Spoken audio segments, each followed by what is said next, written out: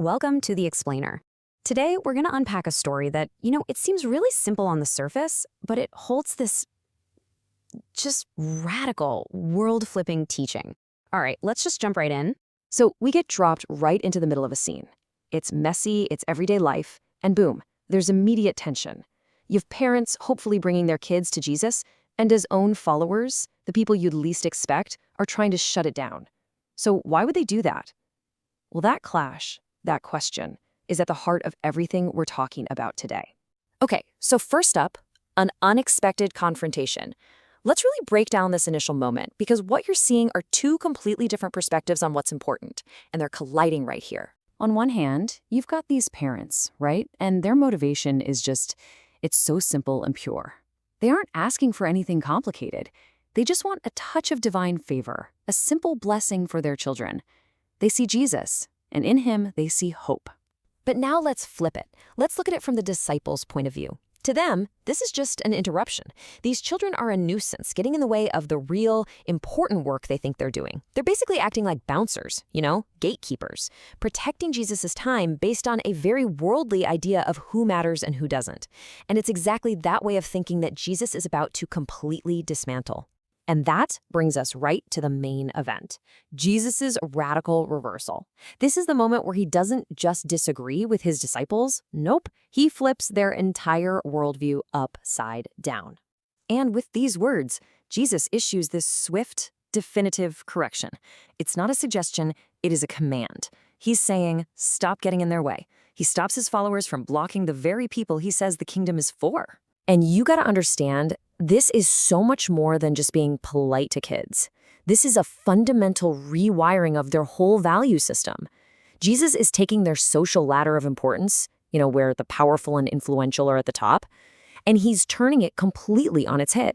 And when you break down what he actually does here, it's pretty incredible. First, he rebukes the people who were doing the rebuking. The irony is just perfect.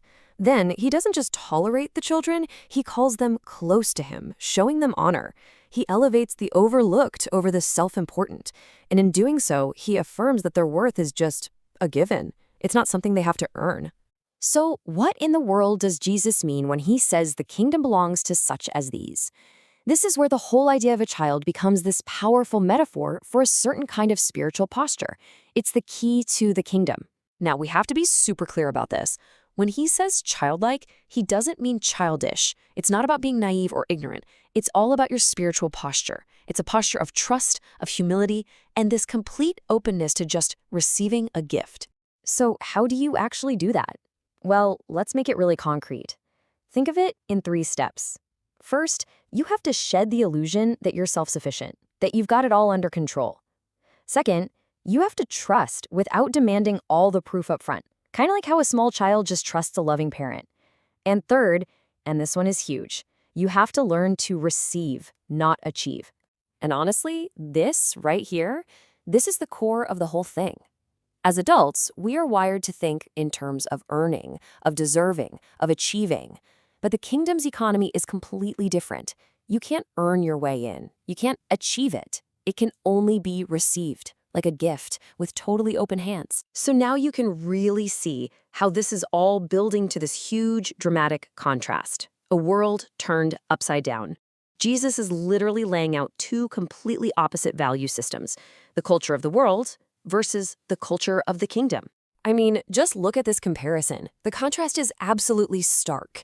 In our worldly culture, worth has to be earned, status has to be sought. But in the kingdom culture, worth is given. Humility is exalted. Vulnerability isn't a weakness. Dependence on God is actually your strength. It is a total inversion of everything we're normally taught to value.